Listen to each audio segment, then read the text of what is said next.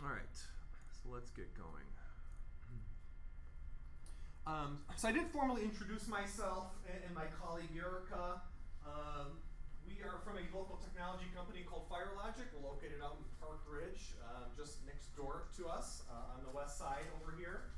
I started this company about 5 years ago. I started out just doing computer repair for friends and family. Now we do a large-scale business consulting, managed services for businesses and residential customers, and we do traditional computer repair as well for you. If you have computer problems, viruses that you just can't get rid of, set up to get this kind of cool stuff working with cutting the cable cord, we do it all for people in the Chicagoland area. So feel free to give us a call if you need any assistance with that. We'd be more than glad to give you an estimate on helping you out there. So I'm Derrick. I'm the president and founder of the company. I handle a lot of the commercial and business support side of things that we do now. And Erica, my colleague. Erica, introduce yourself really quick. I'm Erica, and I handle a lot of the in-office repairs and remote support and some lighter back-end stuff. And I've been doing this for quite a bit, and it makes me really happy to be in this position. So I'm very passionate about technology. Erica's been with me for quite a while. She's been working off and on with us since I got the company started. She actually was, when I was working at Maine South High School, she was actually one of our best interns that we had. So she's a rock star in our team, and I'm really glad she was able to join us here today for this class. So as everyone probably can imagine, we're going to be going through a lot of neat ways that you can watch TV, movies, video online these days. Some free stuff. Most of it is paid stuff, unfortunately, when it comes to a lot of the good content out there. But we'll show you all the options for what is entailed with cutting the cord for cable TV, as I presume a lot of people are looking to do.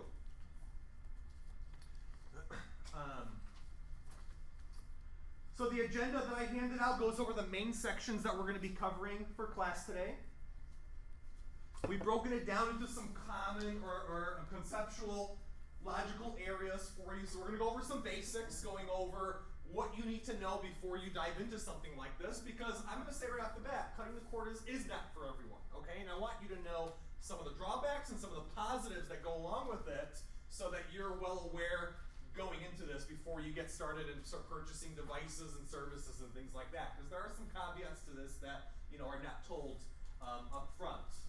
But overall, there's, again, the variety of options that are out there is really nice because there's a lot of different things you can do in different directions. So we're going to go over some of the basics. We're then going to go over some of the services that are available, the different video sources that you can purchase subscriptions to solve some of your I want to watch this or I want to watch this needs that are out there. You've heard of the Netflix and Amazon, things like that. We'll go over a lot of the biggest, best players in that arena. And then we'll finish off. We're going to go and actually show off some demonstrations of how these services look and work on a plethora of devices. We're going to show off tablet side. We're going to show off how to do it off of a game console, off a Roku dedicated set-top box. We're going to do it off of a computer, off of my laptop as well, and we'll see if we can get it working off a Chromecast, little streaming stick that we have with us today. It's a little quirky, little buggy of a device, but we're going to see if it functions okay for us here today. And of course, we'll do Q&A as well towards the end. I want to answer as many questions as possible. I'm sure everyone has a lot of things that they'd like to find out, your particular use case. And I would say that while we're going through the demos a little bit later on, since we're not doing a huge ton of demos, we're doing a few scattered, targeted demos. If there's a certain thing you want to see on a certain device, if we can do it, I'd love to show it. So feel free to raise your hand and say, hey, can you show me how Amazon, can you show me how Netflix looks or whatever it may be on that particular device. And then on the back of the agenda, towards the bottom, I put some resources for further learning. If you're looking to go and expand your knowledge on this a little bit further, read up on some of the things that we showed off today. These are some of the things that we used for building our agenda and sort of the content for this class. Especially things like the online calculator, which is the first resource. You can take a look and see how much it would cost to replace cable TV with some of the different services out there. That's a really great link that I found. for that. Some direct links to some of the TV services, a comparison of Amazon versus Netflix versus Hulu. Those are the top 3 big dogs in this market. You can take a look and see that for yourself. But we'll go through some of the other stuff as we go through the class here today. And just a reminder, if you didn't hear, if you're interested in learning about Windows 10, we were doing 3 classes for the end of this year. One class we already finished at Niles Library a few weeks ago was a packed class. I expect the last 2 sessions of the year to be just as heavily packed. So if you're interested, if you upgraded to Windows 10 on your home computer or are looking to do so, this is a very neat class. We do a full 2-hour session full of live demonstrations on the laptop, all the new stuff that comes with Windows 10, Cortana, virtual desktops, snap edges, all that new cool stuff that Microsoft has introduced. So come out to one of the classes if you're interested in learning about that. They're both free. They're both 2-hour sessions, and we're going to do one at Park Ridge next month, and we're just before Thanksgiving time, we're going to do one right over here in the boardroom over here at Niles. So pre-registration is required. Those do fill up quick, so if you're interested, you do need to call and get a seat for yourself as soon as you can. Okay.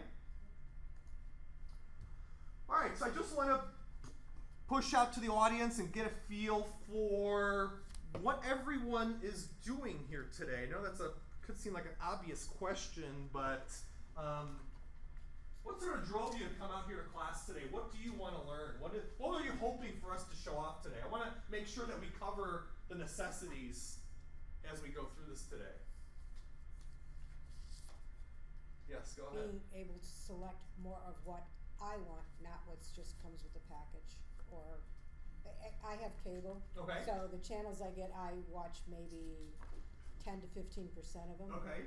So I would like to look at something where I would purchase something or have availability to see what I want to see, not everything else. So you want more choice over what you're watching, Correct. right? I also want to be able to cut some of those channels out. Yes. Cut the channels out? Yes. Bring Okay. the cost down. Bring the cost Yeah. down. Yes. I'd like to save some money. Let's be real. It's expensive. Are you looking to trim down the cable package? Yes. Okay. Well, that's what I need. Or to get know. rid of the cable package. So that's 2 different. Yes, you have to tell me which of those I might want to. Okay.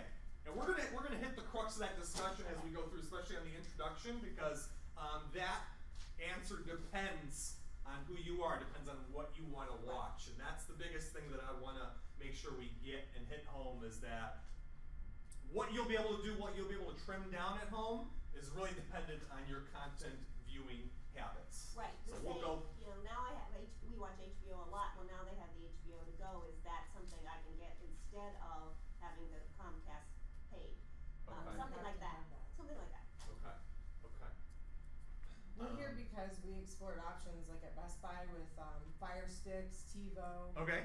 all of those options. Okay.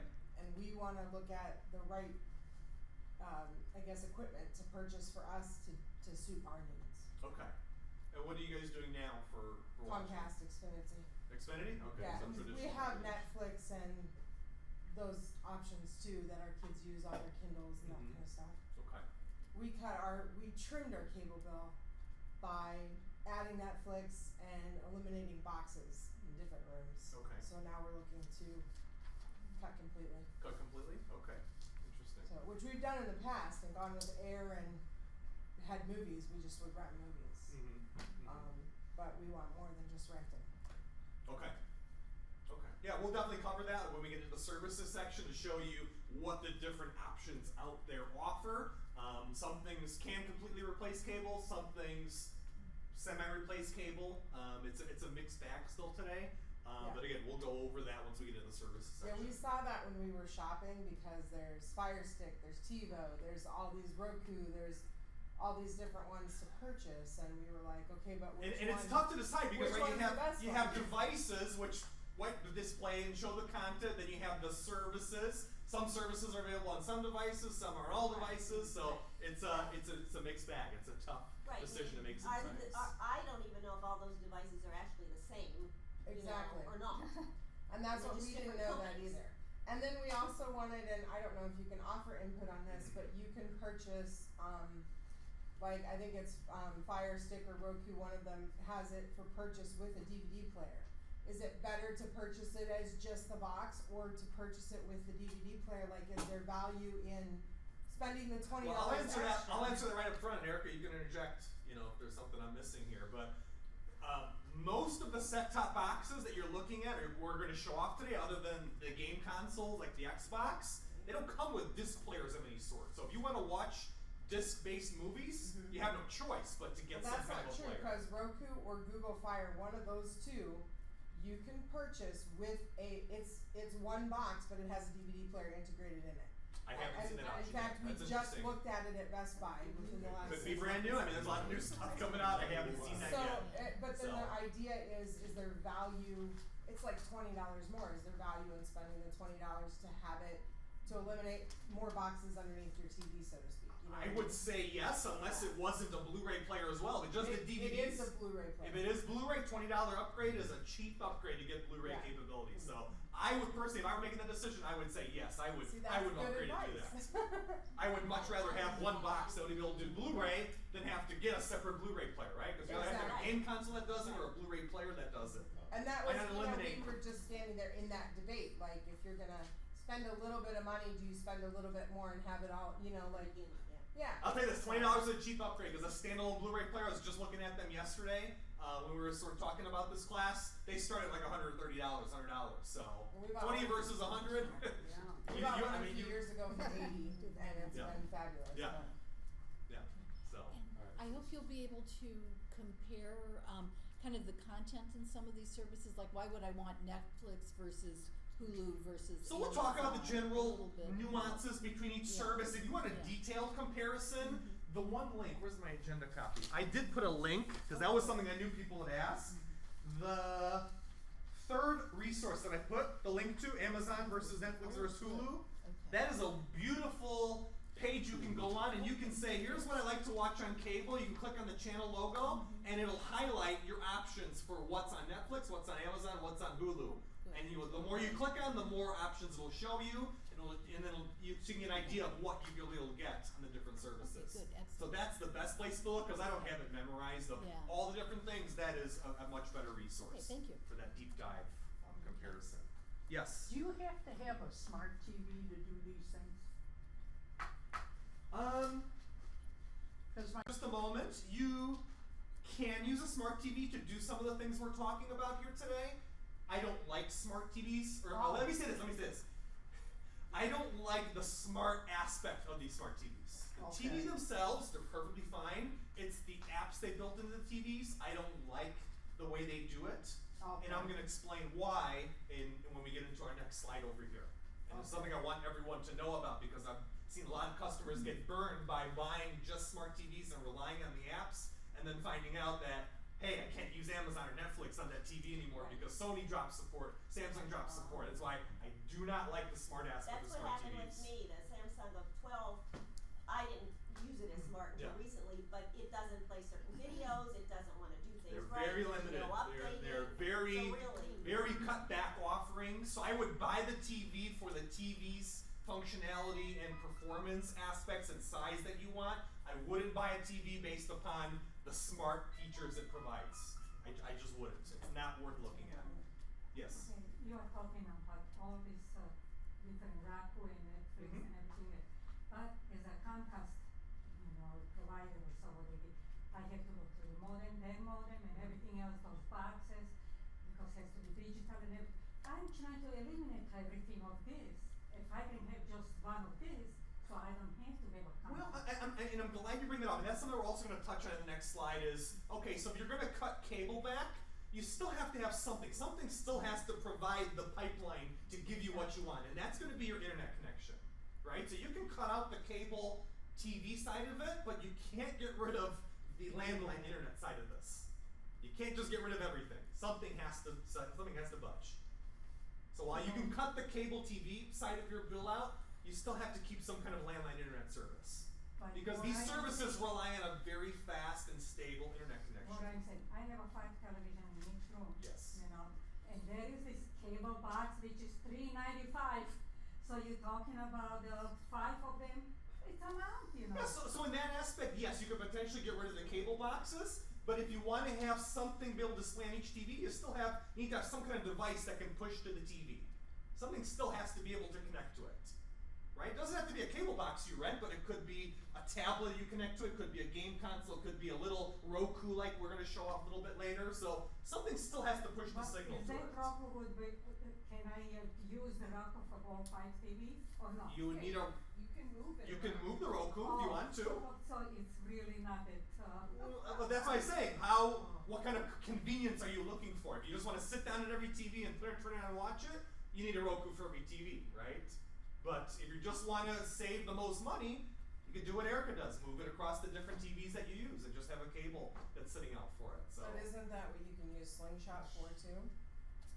Slingbox? Sling TV, yeah, can't Slingbox you? requires a cable subscription, so that doesn't get rid of the first problem. Oh, okay. Yeah, Slingbox is a great service, don't get me wrong, but you can't cut your cable bill off with it because it requires traditional streaming going through it. So just so everyone else, Slingbox is a service you can use you can purchase and you can watch your home TV signal. If you have traditional cable TV, you can watch it anywhere in the world on your phone or tablet. It pretty much streams it to your device wherever you go. But you have to have cable TV to do it or Dish Network to do it. So that's the caveat. That's why we were thinking about touching on it, but we're not going to touch on it in this class because it defeats what we're talking about here today. Okay? But it is an option if you don't want to cut out cable. Question based off of her question. Yeah. And I don't know if this is right, so I want your Go ahead. expertise. But we were being told that our TV didn't need to be a smart TV, it needs to have a USB connection. And that was the requirement for most of these, like for the Fire Sticks and things like that. Is that correct? It's not or? USB, not on the TV side. On the TV side, I have a Chromecast stick right here actually that my friend let us borrow. And it is just a HDMI. It's not USB. So I'm not sure why they were saying USB. Perhaps for charging, Erica, and that's only like an edge, because this needs to have a separate charging cable connected to it. It could be for some aspect of the smart TV portion of that TV, but I've never seen it where a device itself takes USB. It's typically HDMI only. Okay, yeah, because we don't have smart TVs and we were asking what kind of ports we needed, and he said USB. And pretty much any TV you're going to buy these days is going to have at least 2 or 3 or 4 HDMI ports, so you'd be hard pressed to find a TV that didn't have HDMI on it. Yeah. USB though, that's a little more tough to find, but I really wouldn't look at that because nothing we've looked at for the purpose of this class required USB on the TV. Well, I actually had to recently order a HDMI to RCA connector because my kids, when we changed our cable, we cut our cable boxes down, that cable box was only HDMI and it wouldn't work in my kids' room. Okay, so it's probably an older TV, right? You're saying older, older TVs don't have them. available if anybody, like $4 off of Amazon, you can buy it. Yeah, it's cheap to do, but if you're going out and buying any kind of TV today, you don't have to worry about does it have HDMI. Every TV has HDMI. But if you have an older these days. TV. If you have an older TV, you need to get convert something it that with a little box like that, a little dongle Okay. like that. Got it. So, Okay. Why not? any other initial questions? All right. So let's go over some of the basics of this whole concept, okay? I'm going to summarize a lot of what's on the screen here. So 2 main things I want everyone to know about cutting the cord and doing things in the extreme manner. Now, I'll say this up front. I am a hybrid cord cutter. I still have cable TV service, and the reason for that is because I fall into this first problem here, is that I like some live sports, like UFC I like to watch and things like that. And also, I'm also a news junkie. I follow the news like religiously. So news and sports are very tough when it comes to cord cutting because there's a lot of local licensing deals that these online providers just can't get their hands into. And that's an unfortunate truth. Hopefully that will change, and we're moving in that direction. A lot of legislation in Canada is forcing the arms of a lot of these content providers, but in the US, we still don't have much traction to force that to change very much. So if you're a news addict or a sports addict, your options are going to be a little bit more limited here. This might be a little more painful. But if you're looking for just more movies, TV shows, more of that kind of stuff, that's a lot easier to solve with cord cutting. Okay? Fine.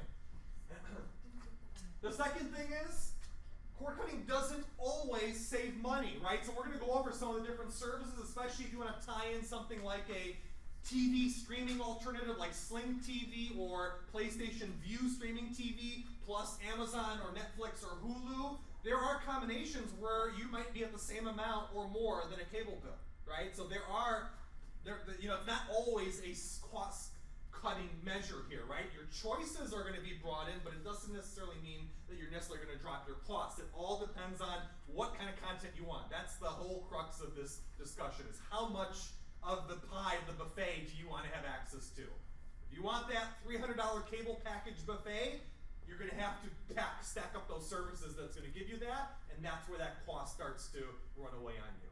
So that's two things I want everyone to know up front, because we're not always looking at a cost-saving approach here. Okay, so those are just the only two negatives of this. So we're going to move on to some of the others here. Landline internet. We have a lot of people come to our classes say, I'm getting rid of my landline internet connection. I'm just using mobile hotspot from Verizon or T-Mobile or AT&T. That's fine, but don't expect to be able to cut off all your TV services and just watch TV over a hotspot connection. Take this for example. Most of the services like the Verizon or T-Mobile hotspot services limit you to 5 or 10 gigabytes per month in terms of your bandwidth cap that you get. Watching one HD video off of Netflix on your connection eats up about, Erica, correct me if I'm wrong, but about 400 to 600 megs, I would say, in about an hour and a half, 2 hour movie. So you're eating a considerable chunk of your cap with potentially more. Because if you have it in HD, it's taking up more of your stream, more data usage, so you're going to eat that up pretty quickly if you like to stream.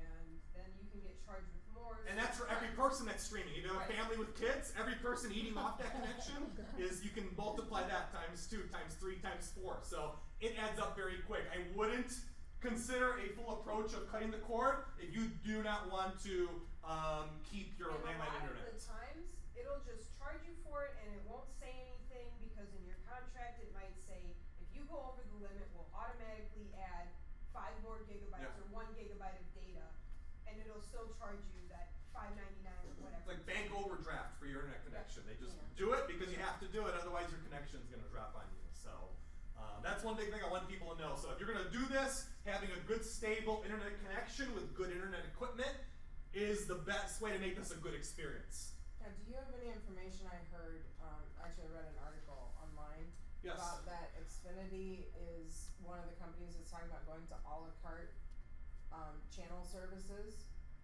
Have you heard anything about that? I was researching some of that for this class. In Canada, there is some traction to allow that, probably sometime next year, but in the US, it's on a very, very limited basis. I don't think it's Xfinity, I think it's actually Time Warner that's going to be doing it, but Time Warner's not in this area, so it really doesn't apply to us. Yeah, I thought I read Cable companies in general, just in case you guys don't know, cable companies are very apprehensive to doing this, right? Not only from a perspective of they're going to lose a lot of money on this, but there's also the problem, it's not only the cable company's fault, because a lot of local stations charge very hefty licensing fees on stuff like local news and local channels, things like that. So it's a two-sided problem. It's not just the cable companies. There's a lot of money that is in this industry of TV licensing deals, unfortunately. So there's a mix of proper hardware and services needed. So again, a lot of people are used to calling Comcast, calling up AT&T, Uverse, and saying, hey, I just want TV for I want TV service for 5 TVs with this kind of bundle. Come over here, install it, and make it work, right? So cable companies have taken on a lot of the brunt of getting everything working for us. This approach flips that on its head, in that the responsibility is now on you to get the devices, the cables, the right dongles, the right services, the good internet connection, right? So it's a build your own kind of approach to making this work. If you're fine with that, this is a good approach for you. If you don't want to deal with all the technical junk that goes along with this stuff, you may want to tread carefully or go at it slowly, trial it, try a few things at a time. Don't just completely go dry, quit smoking, that same day. You got to do this slowly for this to work properly. Because again, it does require you to take on that brunt of that setup. Whether it's you or a professional doing it, but there is more hands-on work that is needed to get this stuff functional. Another benefit is that that most of the paid apps, the Netflixes, the Amazons, the Hulus, the Voodoos, the whatever other services that are out there, there's so many out there, I don't even memorize, but the nice thing is that they're cross-platform. So Netflix, I can purchase, and I'm a purchaser, I subscribe to Netflix for the streaming service. I watch it on my laptop sometimes. Girlfriend watches it on her phone. We watch it on the Android tablet. We watch it on our Xbox console in the TV. So it's nice because I can pay for it once, and it streams, and I can watch it on multiple different devices. So that's sort of this concept over here. Paid services travel across devices with you, which is very neat, which is not the case with traditional cable TV, right? We pay for cable, and we watch it in our house, and unless you have Slingbox connected to it, you ain't watching it anywhere else. Or if you have Xfinity, Yeah. you can get Xfinity on the go, which allows you to watch. It's true. Okay, so that's that. Yeah. You can only get the Xfinity on your home network if you have their internet service. I haven't had any problems getting it. Like I get it on my phone Right. and other places, but there's certain restrictions to what you can watch. Exactly. There are certain things that you can't. There's watch, a lot of but- gotchas that come But along with anything with that you it, DVR, you can watch. yeah. Exactly. So that's the So that's a good trick. aspect. You got to DVR ahead of time. Exactly. Yeah. So that's a good thing about it. There are some vendor-specific rental services. Obviously, the service for whatever platform you may be using it on. Google for Android, Apple for the Apple devices, Windows Store for Windows tablets and devices. Those rentals that you purchase on there or things that you buy can only be watched through a device in that ecosystem. That's always the case, and that's probably always going to be the case. So keep that in mind when you're doing rentals. Some people may say, hey, I'd rather rent it through Amazon because I can watch it on anything as opposed to just being tied into my Apple TV, for example, right? So keep that in mind before you start getting too deep into renting from one service. Look at it from what can give me that cross-platform experience the easiest, okay? Here's another big thing I want everyone to know. No all-you-can-eat video service has everything possibly out there. Netflix, I would say Netflix, Hulu, and Amazon are the three biggest players in this industry. No one of them has everything under the sun. No one of them has a full collection of all the movies out there. All of them say we have a lot of movies, right? But there are, nuances with that, right? Netflix has had some problems with a lot of new releases coming out. They've had some things that have been cut out because they've cut contracts with some providers, and Amazon and Hulu are in the same boat. One loses a contract, another picks one up. So there's things that are hopping between services sometimes. So you have to keep that in mind as well. Just because you have access to a title on one service today doesn't mean you're going to have access to it tomorrow. I forgot what it was. Hunger Games, I think, is going blank on Netflix at the end of September. Is one big example. But now they have it on Amazon. Now it went to Amazon for instead. So just an example of that content hopping that happens. Some shows today are also very specific to certain services. For example, Netflix has a lot of dramas and comedies and things that are just for its platform, or Amazon is paying for certain shows that are just on its platform. So we're starting to see a rise of siloed shows that are only on one service or another. For some people it's okay because they're going to say, I'm going to get Netflix, I'm going to get Hulu and Amazon regardless. Some people are only going to get one or the other. So that's where you want to use that content comparison table to show you what is on each service so you can make an informed decision for yourself, okay? But just so people know too, if you watch movies and you want movies specifically, new movies come out on ultraviolet, and if you can get ultraviolet codes obviously that are entered, that are in leaflets that are in the movies themselves. But if you have an ultraviolet account and a movie comes out, you don't have to buy a hard disk copy. You can buy for $10. You can buy the movie on just ultraviolet, and that you can watch cross-platform because ultraviolet is a free service to subscribe to. Yeah, so that's the service that a lot of the big Blu-ray disc copies you buy in the store, they come with a digital code that says comes with digital copy. Ultraviolet's that protection management system that they use to give you that digital copy usually.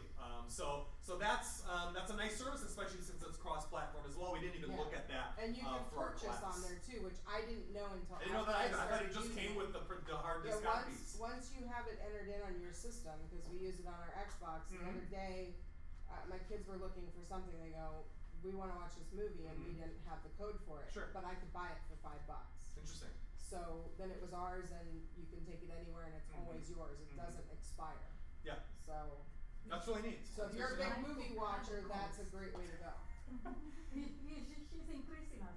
Well, I'm saying let's be fair. Let's be fair, right? If she wants the newest content, sometimes you have to pay a premium to get that, and that's just what she's talking about. Well, and that you make a choice, but it's less than what it costs to go watch a movie in the theater. And that's one other way to look at it as well. Yeah. Exactly. And you can do it also with Disney Movie Anywhere. So if you have kids, just so you know, Disney Movies Anywhere does the same thing. If you have that free subscription, you can purchase movies on there to watch.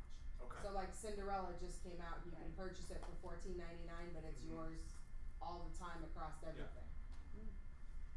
Yeah. So for some people that doesn't cut costs, but again, I look at it from if I were to go to a movie theater and purchase that for me and the girlfriend, that'd be $22, out the door. So in some respects it is cheaper, in some respects it isn't cheaper. So. $14.95 you can buy the movie for that kind of money in the store. Well, that's what she's. You that's are what she was buying saying. it, You are but you're buying You're- it as a digital copy. If you don't want to have a DVD player and everything else, you have the option to have it. I would say in some ways the digital copy is the better long-term option, because there's going to be a point where Blu-ray's gone too. There's no format that has stayed forever. VHS is gone, DVD is almost gone, and now we're saying, well, Blu-ray will be here for 10, 15 years, but what happens after that, right? So, some people look at it from a long-term perspective, and I think digital, in some ways, is the longest term The thing I option. also like about it is that I have a boy and a girl. So sometimes they both want to watch it, but they put their headphones on and they watch by themselves, and I don't have to watch it. Yeah. So in that aspect, like going to the movie and buying a ticket, that's $7 each, and I'm done. And one thing I want to mention, because I think the one thing you may be confused about is just because you're getting it digitally doesn't mean you're just renting it. You can purchase it to own it digitally. It's a hard concept for some people to understand, but For me, yes. just because it's not on a disc doesn't mean you can't own it. And she was saying buying it from the cloud, from the internet, and you having it to keep for yourself. And it stays. You just don't have a disc that you get with it, that's all. But it's still yours. And the you can price still watch goes it anytime. down the longer the movie's been out. The You can price. take that any place and then plug it in, and that's it, you watch it. You can plug it in if you're watching through some kind of No, device, you I'm can. traveling a lot, so I can go to hotels, then I'm gonna plug it in. I would say that even may be a better option for you, because you purchase the digital copy, you can take your tablet or phone and connect it to a big screen, and then you don't need a Blu-ray player to lug around with you when you travel, right? So, that might be a better option for I you. have a leg and Well, most laptops can't play Blu-ray movies, so that's the other thing. And the price goes down too as the movie's been out longer. Yeah. So. We've got a few last things here. Most services, goes without saying, if it's a paid service, requires an account plus a subscription for it. So one of the things to remember is, if you've got the more services you're going to be subscribing to and tacking on, the more accounts you have to juggle, right? So if the kids all want to sign in on the account on all their devices, you got to watch those passwords and making sure that you've got all the right accounts and password information and subscriptions up to date. So again, you're could be definitely saving money, but it requires more inconvenience on your end to be able to manage that on all the different devices. Some people don't care, some people are I want it as easy as possible, so do know that. Some of the paid services, I was reading up on this just yesterday when we were doing some planning for this. Some of them limit you to how many concurrent screens can watch from a single account at one time, right? Some people think that, I'm just going to pay for one Netflix at $8 a month and watch it on 5 screens, a different movie on every screen. That's not the case. You have to. It depends. It depends. Right. So I know for Netflix, at least specifically, you can pay a little bit higher, which we'll go into later, for multiple streams. But its base package, you can have up to 2 people streaming at once. Yeah, we pay for 4 on ours. Yeah. So keep that in mind. So the cost you see up front is usually up to 1 or 2 people watching 1 or 2 different things at a single time. If you have a bigger family, you may have to account for a larger package to be able to have the kids watching what they want, you watching your stuff, and then someone maybe watching something else Do you know at a what some single of time. those numbers are on some of the other services? Like We're going to go over it. We're going to go over the service, some of the different subscription levels just briefly so people can get an idea of what that cost looks like for themselves, okay? Most office services also offer a free trial, which is great. Cable TV doesn't offer any kind of trials that I know of. You can trial any of these services, the Netflix, Hulu, Amazon, I believe as well. Any of these other services, they offer the free trial so you can try it. If you don't like it, cancel it. You don't owe them a dime. I'd say take advantage of it. If you're thinking about it, if someone told you about it, if you like what you see, some of the stuff today, trial it out for yourself so you can see for what your own needs exactly what you would want to watch. And a lot of them offer discounts, which I did not know. Amazon Prime offers a seniors discount if you're AARP. They offer a student's discount, and they offer a we'll talk about pricing they offer when we're something else. talking about the services, so we'll go into that. Good to know that there's discounts like that. And the final thing, as we sort of jump the gun on this and do the smart TV question, but again, don't shop for a smart TV because of the smart features. The smart features that they call smart are not that smart. They're going to die at some point. I would much rather you just focus on the features of the TV, ditch the smart stuff, don't let the salesperson talk you into it, and focus on the stuff that you want to watch through a device or like a tablet or a set-top box or something like that. That is going to be a much wiser decision and much better bang for the buck than paying more for a super smart TV. I call them dumb TV, but they don't use it on advertising. So don't focus on the smart features. That stuff goes extinct after a few years. Okay? All right, let's keep going. So service options. Some of the different service options that are available out there. There are literally hundreds out there. We're focusing on the Amazon, the Netflix, the Hulu, the Sling TV today, some of the biggest players out there, but there is so much out there. Not only are there these big buffet services like Netflix and Hulu, but there's also players just for certain like sports leagues, like NBA, NHL, MLB. They have their own streaming packages, so you can just watch that kind of content. So this goes back to the discussion of, right, if I'm going to cancel my live TV, but I still want to watch all my baseball games, all my Cubs games, you may have to tack on, it's not on here, but the MLB, game time subscription for yourself, or the NBA subscription. So you can kind of pick and choose just that stuff that you're looking to get for yourself. All kinds of other stuff, all these other little names. They're out there. Flixster's another service, obviously the Amazon, Vivo, Vimeo. Pandora is actually a streaming music service. That's not video, but some people want to purchase streaming music. That's a great service. Spotify. As well, Spotify is a good service as well.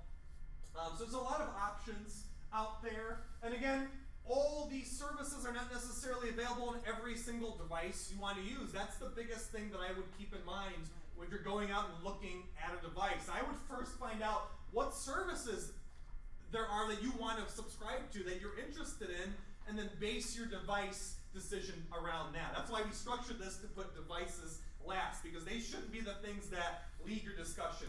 Services should be leading your discussion, and you make your purchase decision based around what service you're interested in. Okay? So I want to cover some of the primary services that are out there. Three main categories that we're focusing on that we wanted to touch on. Monthly subscription services, which are the Netflix, the Hulu, the Amazon. These are the ones that most people hear about, and these services are great for movies and TV show series. And the documentaries, things like that you can get on there, comedy series, HBO specials, things like that. So those are what we call buffet plans. These are all you can eat style plans. If you purchase a subscription to Hulu or Amazon Prime Video or Netflix, you've got a full buffet that you can go into and eat as much as you want. And at any given time, again, given the streaming restrictions for how many devices can watch at once, but aside from that, all the content in their library at that time is available to you at that point in time. So you have access to the whole digital library that they have. And as I said, the different services have different libraries. Again, so I'm not going to go into the specific titles that Netflix or Amazon has. You can use that guide on the back to sort of find more information about that. Like you can, Netflix or Amazon, for example, you can go to their website and just type in the movie you're looking for, and it'll tell you if it's available on the streaming or not. Or if it's a rental, you have to rent for yourself, or if it's a purchase, then you have to just purchase outright. Okay, so you can do that research up front and find out which of those services has what you're looking for. Out of those, I believe Netflix starts at $8 a month. That's the one I subscribe to for most of the movies that we watch. You can step it up, obviously, for 4 viewers at a single time if you need to, but for me and the girlfriend, $8 a month gets us by just fine. We're either $12.99 or $13.99 for 4 screens. Okay, for so a everybody. few more bucks if you need a lot more screens Yeah, it to be wasn't able to watch very it. much to go up. Yeah, it's just marginally more expensive. That's what's nice about it. It doesn't cost you an arm and a leg And to you tack can on a few change more. it. So like my kids were away over the summer. Yeah. I took them off over the summer. Like you can. Oh, so you can adjust on the Yeah, fly, and notch it in- down when you're not in the using it. next So billing save a few cycle, bucks. it took it away. Right. So. Yeah, you're not tied to these services like you're in a cable contract, except for Amazon Prime. You pay for the entire year up front. And as mentioned, there are discounts for certain things, and Amazon Prime, another bonus to it, there's other stuff you can do. It's not just video streaming. So you can factor that into the cost of the $99. Yeah, like the free shipping Right, and all that. Yeah. So Amazon service is great for that. If you haven't used Amazon Prime, we buy a lot off Amazon, so I have Amazon Prime subscription, free 2-day shipping. So there's a lot of side benefits to getting Prime Video than just the video service. So you have to look at it from a more holistic perspective as well. Hulu is a competitor to Netflix. They offer a lot of, not as much in the movie side, they're more TV shows, right? Hulu's more on the TV show side, which I don't care for as much, but some people die for all the latest TV shows. Hulu's probably the service you would want to look at. I think they're big on a lot of the NBC, ABC stuff. They have all that primetime stuff that is out there in, right now on live TV. So that's a good service as well. And then Amazon Prime I talked about, that's a yearly subscription. $100 is the face price, and they have a student discount they offer as well for that. They have a senior discount as well, so definitely things to ask about and take a look at before you just click on the sign up button for yourself. Okay? And we're going to show off Netflix on at least 1 or 2 of the devices we're going to show off here in just a little bit, so you can see how the Netflix experience looks. Because some of you have never seen what it looks like to do a Netflix or to do a Amazon Prime Video. So we're going to show off a few of those as we go through here. The second major category of the services is the a la carte category. This is buy what you need, like a rental basis, or you can just buy it outright, as we were talking about a little bit earlier with some of those movies. So some of the biggest stores that you can use for that, Google Play for your Android devices, those that have Android phones or tablets in the home, you can use the Google Play service for that. Apple's App Store, obviously, if you're going to go to the Apple TV or the iPad route for yourself, it's an obvious no-brainer. Windows Store for the modern Windows devices, phones, and Xbox consoles. Amazon is a cross-platform, as I mentioned before, a cross-platform rental service. So while they offer that Prime Video streaming that I was talking about, that buffet all-you-can-eat service, they also do rentals on their service. You can go buy the newest movie that just came out and rent it from there. You can rent it, or you can just purchase it outright. You can watch it then on any device. So like, what was that service you were talking about? The one with the Blu-rays? Ultraviolet, but Flixster is part of the Ultraviolet program. There's 3 of them. There's Hoodoo, Flixster, and something else, and Okay. they basically all the movies are the same. Like you can access them if you have an account on Flixster. Interesting. You can use that to log in. So it looks like they're doing some cross-pollination licensing you can licensing with access your themselves. movies from Flixster on your Ultraviolet account. Interesting. So you can, once you have a code or you do something, you access Yeah. it on all of them. So, I mean, that's something to also take into account. I mean, which some of these services may have deals with other services that you can take advantage of And just because you Flixster- bought something from someone else. Flixster So. has rental options too. So Okay. it has the option when you go to purchase Yeah. it, you can purchase it for the next 4 hours Okay. or the next 24 hours, or you can buy it and it's yours and you have it forever. Okay. So it's a discounted price when you go on Flixster to do it. Like it gives you 2 options. Wonderful. Very neat. Thank you.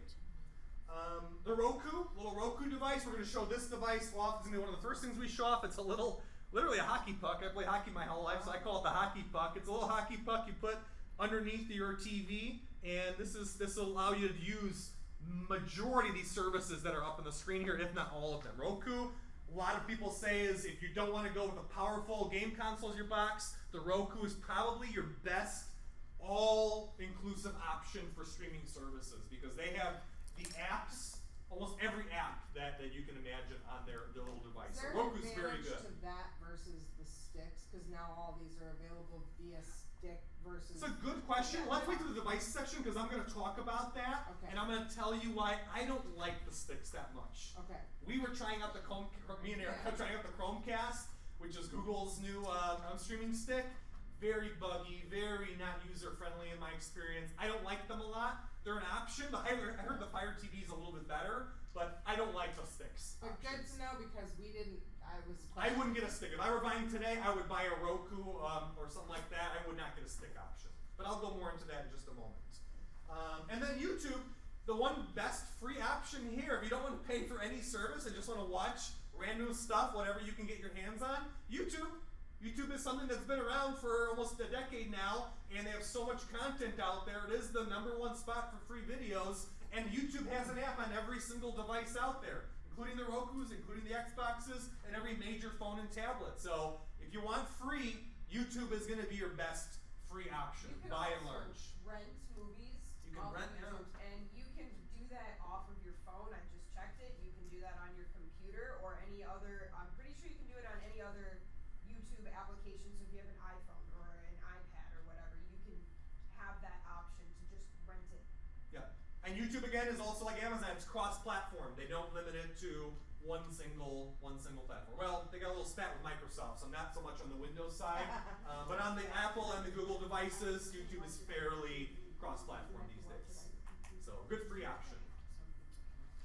And then the final thing that I want to mention for some of those people that are interested in the live TV channels, if you really want to watch channels as they are right now, like on your cable TV, you have just a few options. Unfortunately, it's not as great of a selection as the streaming TV shows and movies. Hopefully it'll change in a few years, but right now, the three best things you can do, you're looking for the free ongoing free option that doesn't cost you anything on a monthly basis.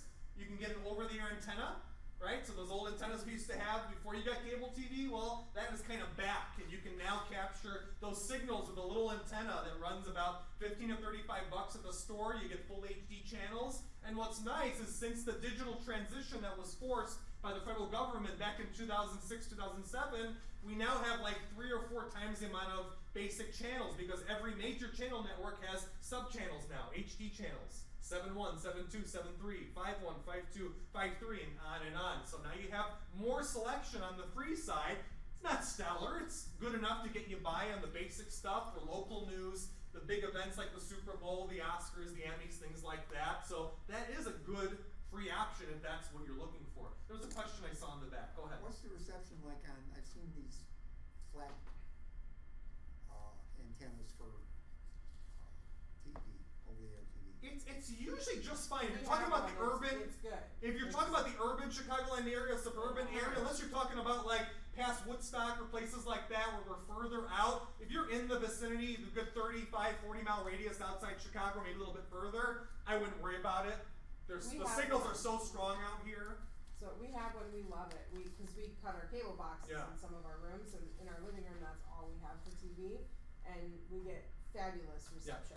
I mean, even in some of those storms that we've had, we still get great reception. A couple channels went out, but the rest of it. Yeah, it's usually pretty resilient. Pretty resilient. So it's a As long as you good have option. the amplified one, the one that plugs into the outlet, you don't want one that doesn't. Yeah, make sure plug you get in. one that has an external power source on it. Yeah.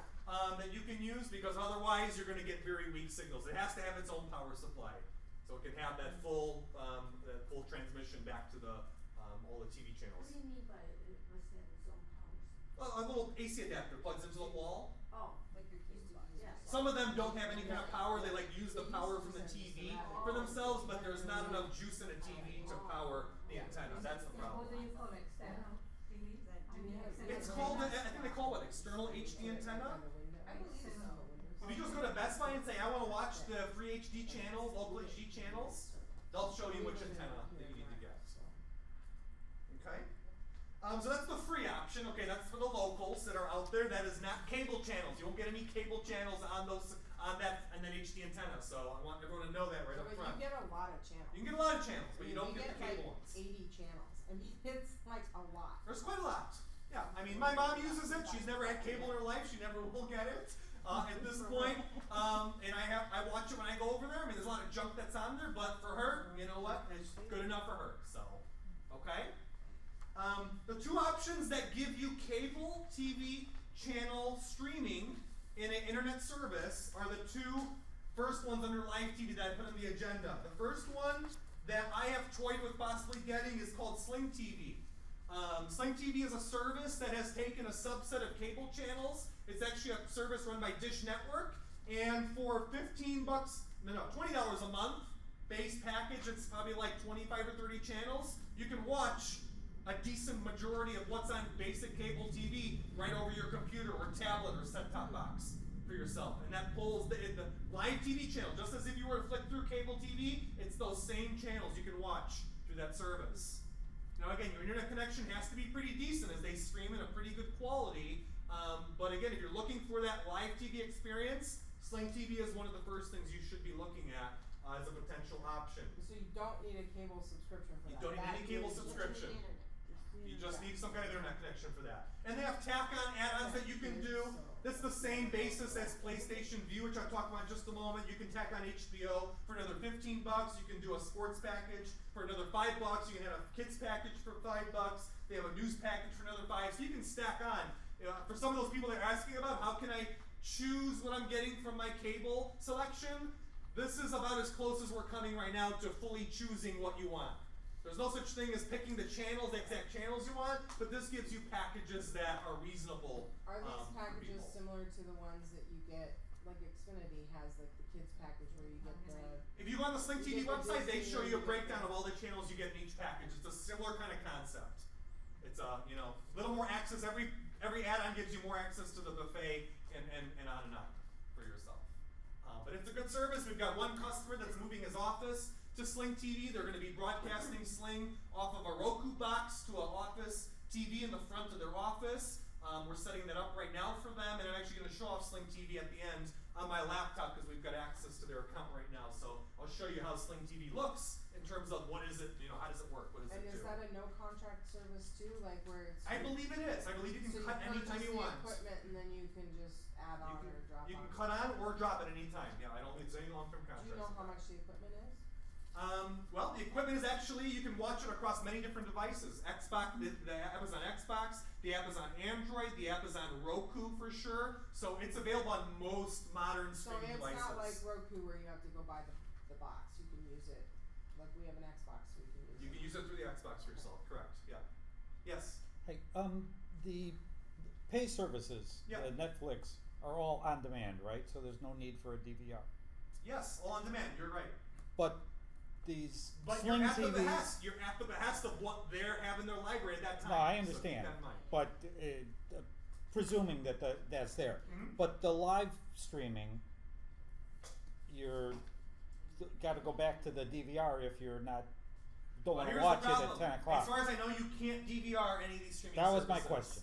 Yeah, so that's one big downside is that they still don't allow you to do that. The PlayStation View might allow you to do that. I don't know that for a fact, but Sling TV, I'm pretty certain does not allow you to DVR. It's just not Does capable. TiVo fit into this at all, or? TiVo does not fit into this in any way. No. Okay. That's- TiVo, you can connect to an HD antenna to watch your DVR your local stations, or you can Yeah. connect to a cable or dish feed, but you can't use TiVo with any of these streaming services. That was. Unfortunately. Now, like, we have a DVD recorder, Yeah. which we use, and we'll watch Netflix and we'll record it, so we have it on DVD if we Interesting. want to. Okay. And it works. You just have to run your feed through the Yeah. recorder first. If you have a PlayStation 3 or PlayStation 4, this is probably the most expensive streaming option, but it is the largest channel selection out there. They offer in Chicago proper only. I don't believe you can get in the suburbs. If you're in Chicago proper, you can get the PlayStation View service. That starts at $50 a month, so it's edging up to that digital basic cable starting price, but it is the largest channel selection. It has about, I took a look at the list, it's about 80% of what I get on my digital basic cable. So that is you're looking for the best option to replace traditional cable, that is But it. no contract again, right? That is also, I believe, no contract yet. So, okay? So you can't take that extra shows and. Unfortunately, you can't tape. Like I said, PlayStation View might do it because you're using it over a powerful game console, but the Sling TV, I don't believe they allow you to do any kind of taping or recording yet. I'm saying yet because that could very well change, and these services are changing very, very quickly and rapidly. So just because it's not available today doesn't mean 6 months, 8 months from now they may not offer that. That could very well change. So, all right. Let's get into some demonstrations. We're about halfway through, and Erica's going to help me out demonstrate some of these options. So let's start off with the set-top boxes. I'm going to have Erica change us over to the Roku. I guess we'll start off with we'll start with the Roku. That's our first on the list that we'll show off. So again, we put in some of the pros about, I want everyone to know, why should I go with this versus that? That's another question I'm sure people have with this, is why should I go with this versus that? The nice things about the set-top box options is that they have the largest selection of apps available by and large, compared to the sticks especially, the set-top boxes like the Roku, or the Apple TV, Apple TV, the old one, not so much. It's kind of a limited device. I don't like the old Apple TV very much, but especially like a Roku or a Fire TV box. Fire TV comes in a set-top box option, or an Xbox or a PlayStation. Those are the most powerful. Those set-top boxes give you the most choice from that perspective. What's also nice about them, really quick, is that they also offer wireless and wired internet connectivity most of the time. Sometimes on like the sticks, you only get wired internet or wireless internet only on those on certain devices. So in terms of connectivity options and app options, your set-top boxes are one of the best picks for a nice TV style experience. So in the for living wired, room. it's an Ethernet Yep. directly from your. Yeah, so we're doing wired Ethernet right now on the Roku, Okay. which Yeah. is really neat. But at home, if you want to take the Roku in your basement, your Mhm. router's not near that, you can just use the wireless. So I use the wireless when I'm using it, and it still works great. This is the Roku 3, and it has that USB, and it actually has an SD card option, but I don't really use it, so you can still have local stuff. But it gives you a lot of apps, and it comes with a remote with headphones, so if you want to watch it late at night, you have other people at home, it's great. So you can just watch it that way. It has a lot of apps you can watch, and So again, those different Right. services we were talking about, these are all those services. You can just choose and go between them, and you can go into any of those services as you wish. and then this is their rental program, MGO, so you can get stuff here too. So you know, you can rent, or I believe you can buy stuff off of this too. And then there is some TV options here too. And some news options. There's some options, and they're gonna add more most likely in the future. So if you like PBS, you can download the PBS app onto your Roku. So there's other apps you can download. So if you like this, or if you want to use Google on your Roku, you can do that too. So you can find other apps to use. You can, like, it looks like you can even download Pac-Man if you want to play Pac-Man. I know it comes with Angry Birds on here, so if you really had the desire to play Angry Birds Space, yeah, you can do that. And there's just like other rentals and whatnot, so you can Now see. Netflix will only work though if you have a Netflix subscription, right? Yes, you Correct. have to Sign have a up, right? subscription Yeah. to all these services. So if I wanted to open Hulu, I don't have a Hulu subscription, so it's not really gonna let me do anything except log in. But the app is still gonna be there unless I wanna So start. there you go. There's your free Right. trial you can start. Right. If you want to try it out. Or you can watch a demo tour of it or whatever, and the controls are pretty simple to use, so it's not like you're gonna be sitting there trying to figure out how to operate it. So you don't necessarily need your PC to set it up either. Nope. can set it All up. you need is the power adapter, which it comes with, an HDMI cable, and if you're using Ethernet, you just need an Ethernet cable, and you can switch between the two fairly quickly. In settings, you just set up your network for your Wi-Fi if you want to use Wi-Fi, and you just set it up through there. Once you get it on the first time, it'll ask you if you want to connect to a wireless network, or if you're somewhere new for the first time, you might need to do that under your settings. But it's very easy to use. Like, my mom figured out how to use it, so There you go. it's not. Can we go into one of the services? Can you go to Netflix? Is that okay? I just want to Not me. Yeah. just show people how.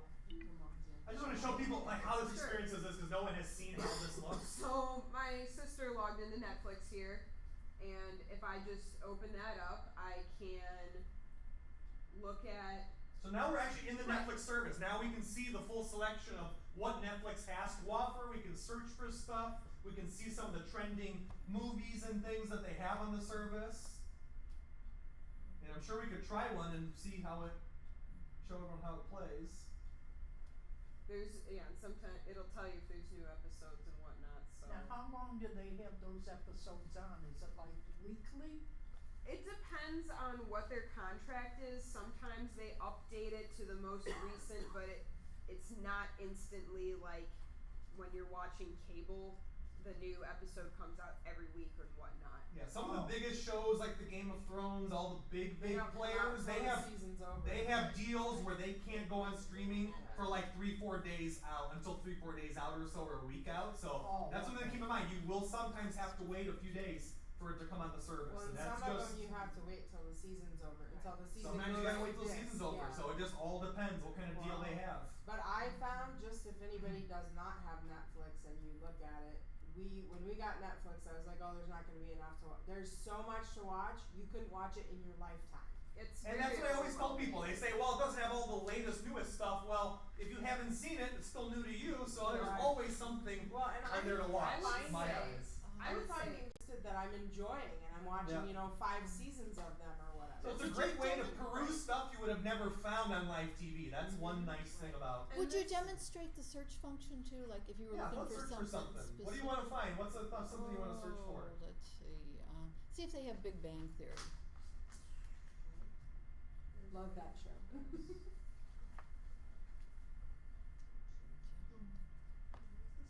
It's when you go back by your where your profiles Oh, there are. we go. The question. Search. Yeah, there you go. There you go. So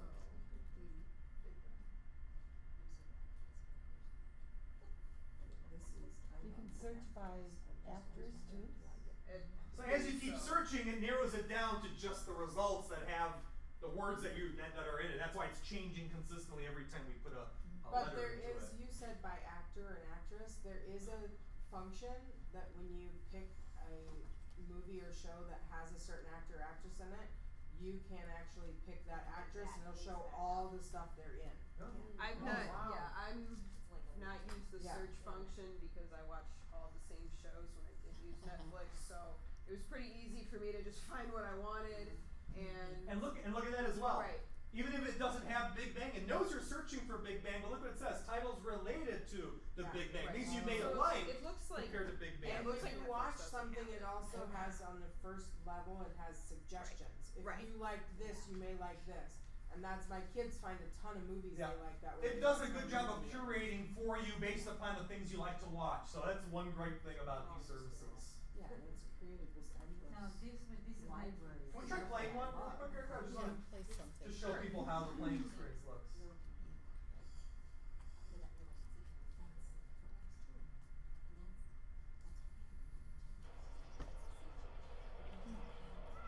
Hello.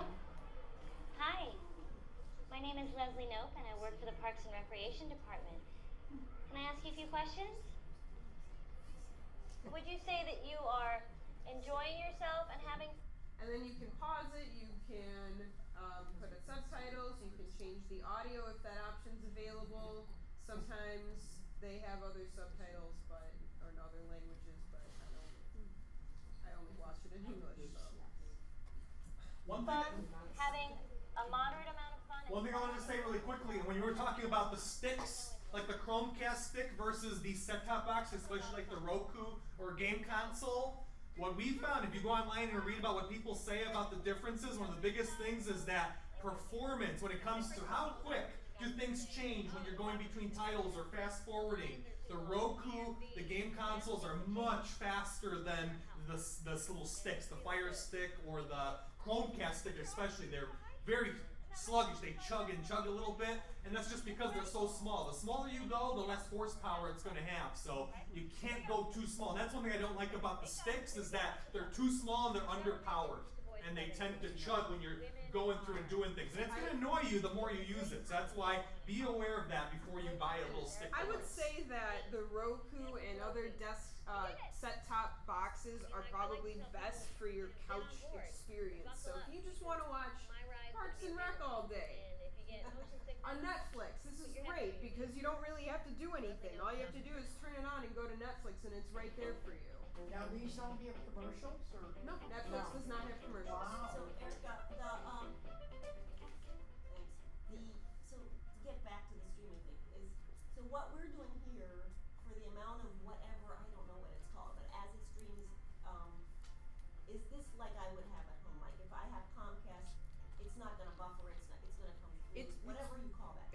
dependent on your internet connection. It looks like things are pretty smooth right now.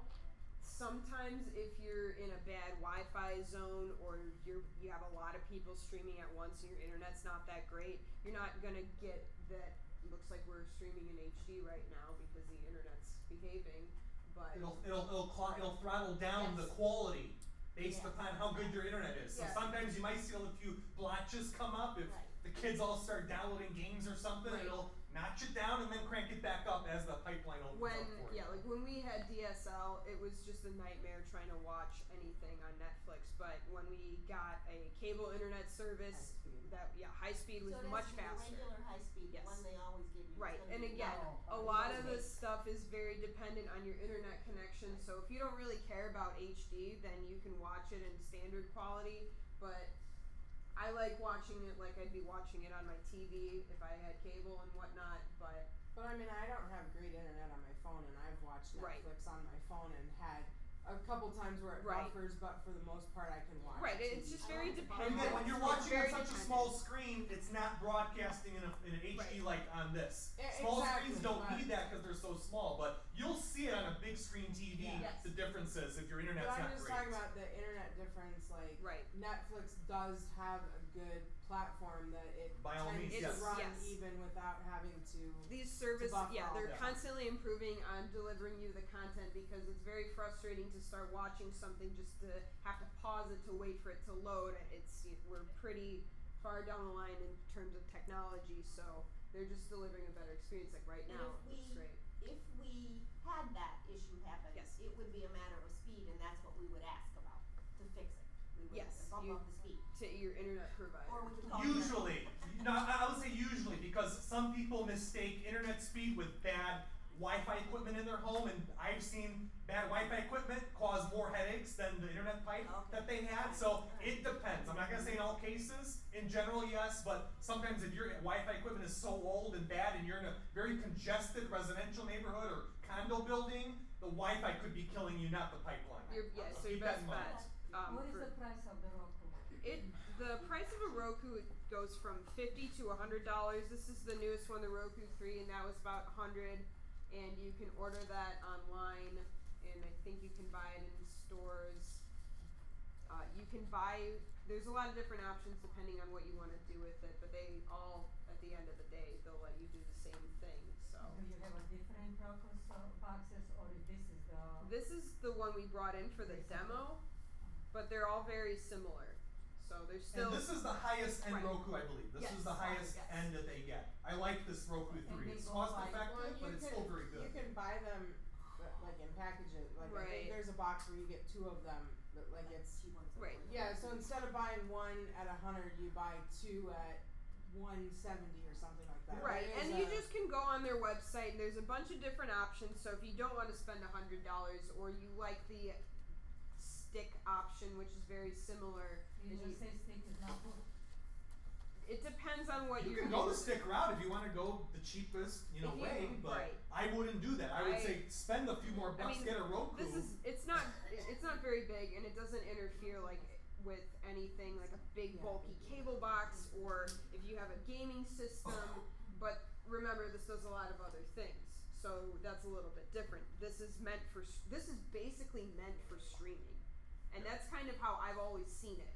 So these things like the Roku, the Fire Stick, and Apple TV, they're dedicated to streaming content versus like when we look at the Xbox or on the computer, they can do other things. Or like your phone or your tablet, those are meant to do other things. So if you want to get something, like these are the cleanest for your TV experience. If you want to get something that just streams and kind of like a cable box for just for your TV, this is great. If you want other options, like if you want to take your TV to or your computer to your TV, you can do that too.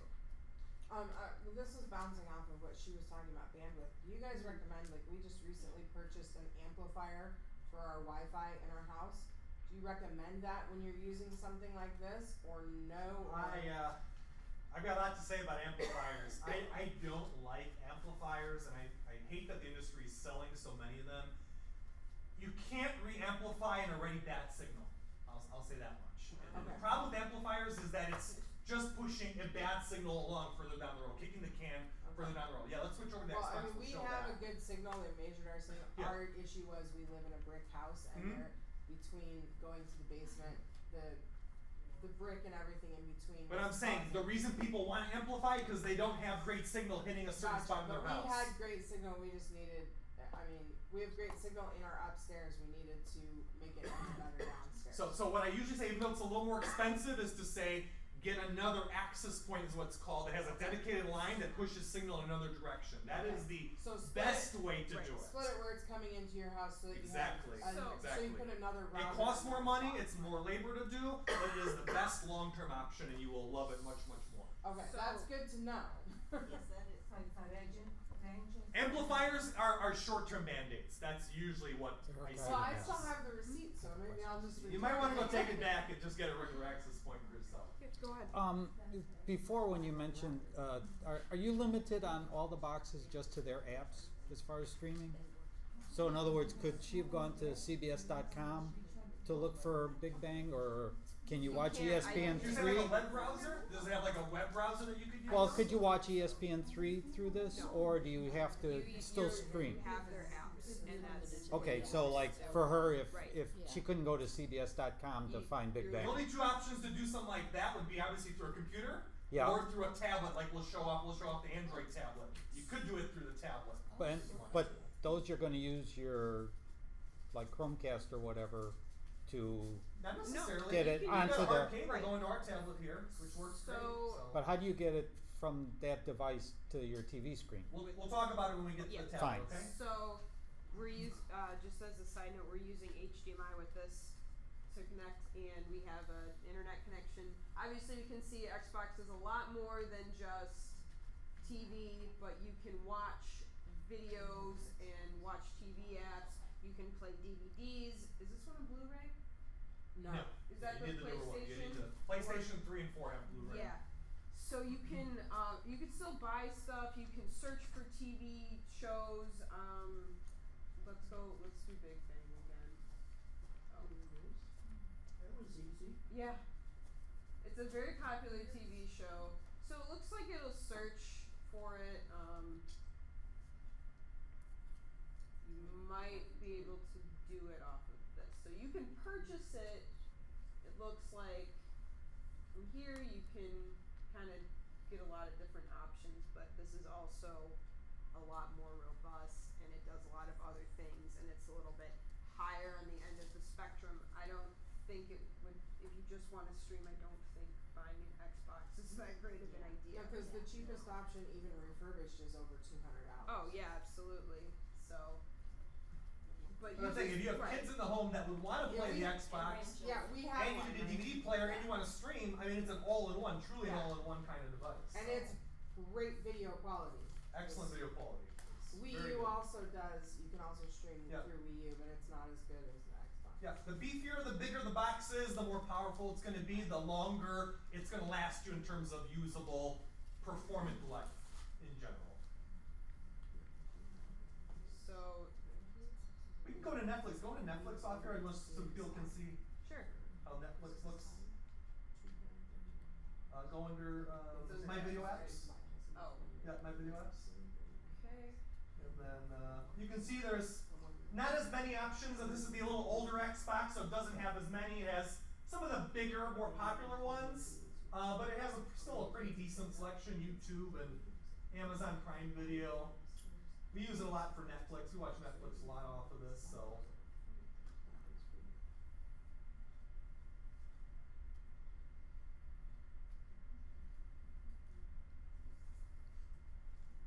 Is this slow? Right, it's a long This isn't search. loading as fast as. Yeah, this, We're dealing with, could be some internet fluctuation, so keep that in mind.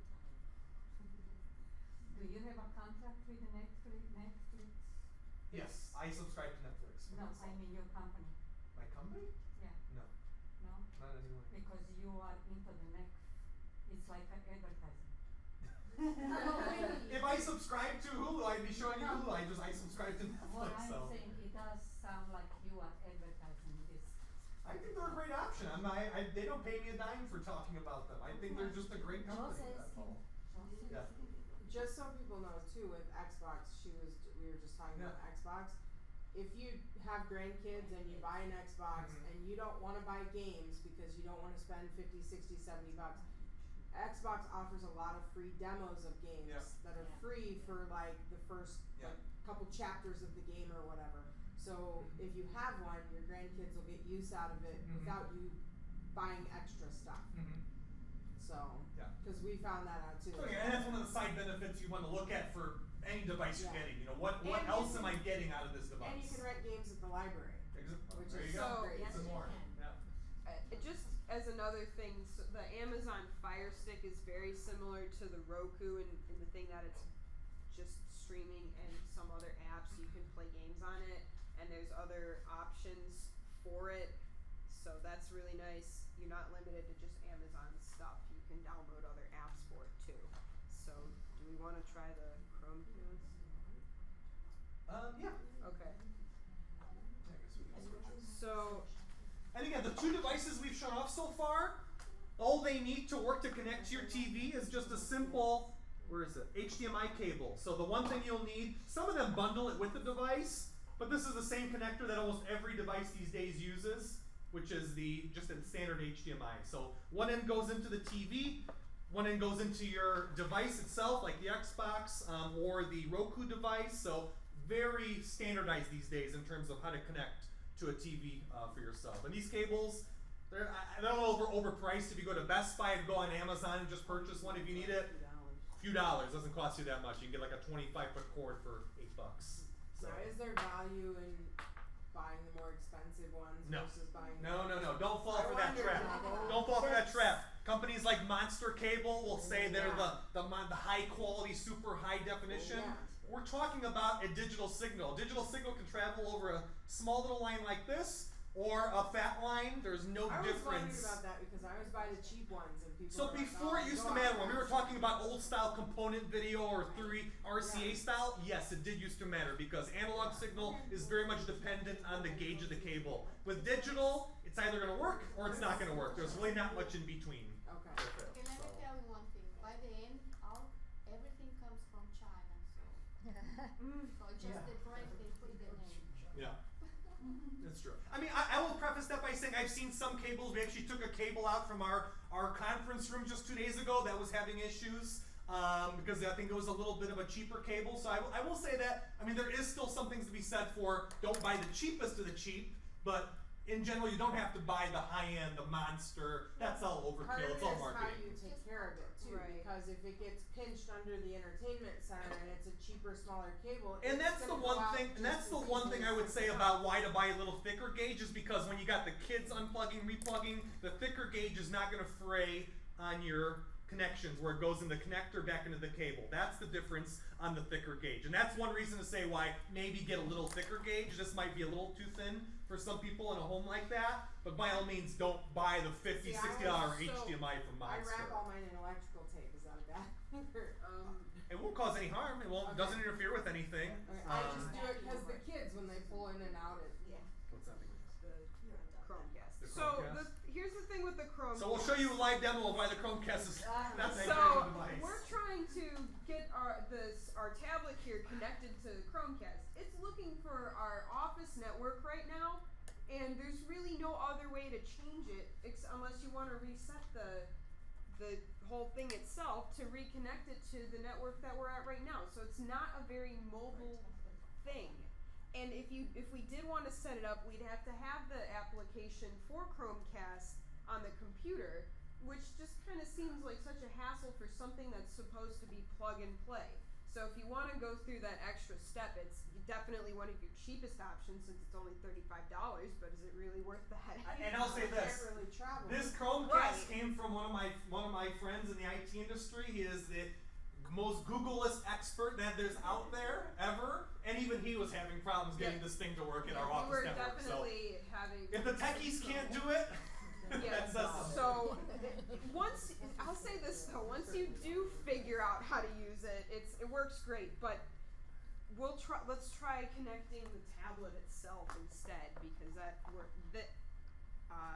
you can do that if you have, I'll say this, you can connect your tablet to HDMI if it allows for it. So last thing about the sticks, if you're going to get a stick, don't get the Chromecast, get the Fire Stick. If you have to get a stick device. From tablet to TV though is USB to HDMI, right? Because my On tablet this does not tablet, it's have- micro HDMI to full size HDMI. Okay, because I don't. It should. Let's see. I have Plug in the right cable here? a Surface and it does not There was have actually- a It was HDMI. okay, other people. Not all tablets have micro HDMI. I want to preface that by saying only the little higher end tablets have that. This is a Nexus 10. But you can do USB to HDMI, right?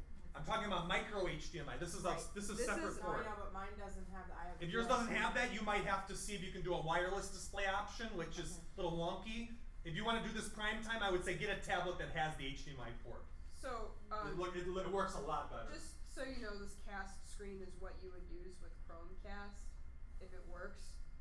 But you can, we're showing this because it's an option if your tablet has this, but you can also get the app for Netflix here, or you can go to the Google Play and get like your Hulu app or whatever other, so if we can search for. So this tablet has access to the full Google Right. application store, which is over 1 million apps at this point, which is really nice about this going with a tablet, like an Android tablet, is that you are not at the helm of the company like Roku, for example. Even though Roku has a very large selection of apps, an Android tablet has a selection of everything that's possibly out there. So you have everything under the sun. For some people, most people, that may not matter, but the Android App Store is very, very large, very expansive, and I mean, as you can see, Hulu, all the big stuff is going to be on here, of course, but even some of the niche stuff that you may not get on some of the streaming devices. If you want to log into Disney movies anywhere, I can use my account and show people if they want to. Just kind of more of like, what can we do with it? So we can get all those apps, like you said, you can just log in.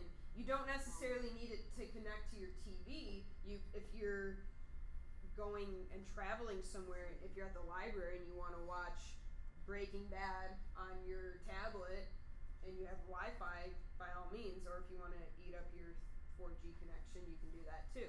You can do that on your phone as well, because I have an Android phone, so I have the Android Play Store. If I download the Netflix app and log in with a Netflix account, I can watch whatever's on Netflix wherever I go, but I'm also limited by my network connection. So that's just another thing that you can do, and I would say that the benefit to the mobile devices is chances are you already have it. Like, I already have a phone. If I wanted to watch something off my phone, I could already do that, but the screen's a lot smaller. If you already have a tablet, you can do that too. And this isn't limited to Android only, because Apple has a Netflix app, and you can use that if you have like an iPad or an iPhone. So there's a lot of versatility with these mobile apps, but the thing with the Go into YouTube just to show Yeah, that. Go into YouTube. I have YouTube on there as well.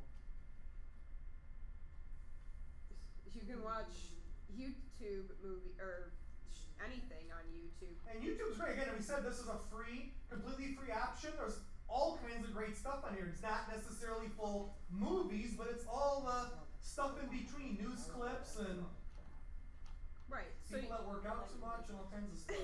and cute dogs and cat videos. So Start playing one just to show the video quality on this. And just so you know, since this is HDMI, this does video and audio through one cable. It should play. Is it muted? I have a song for my first job. And do Back full in the screen. 90s, Full screen. When I so worked we at a can see. local fast food restaurant. In fact, I remember it like it was yesterday.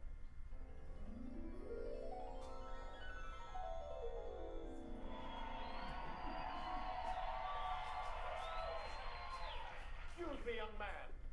I would like some more mustard.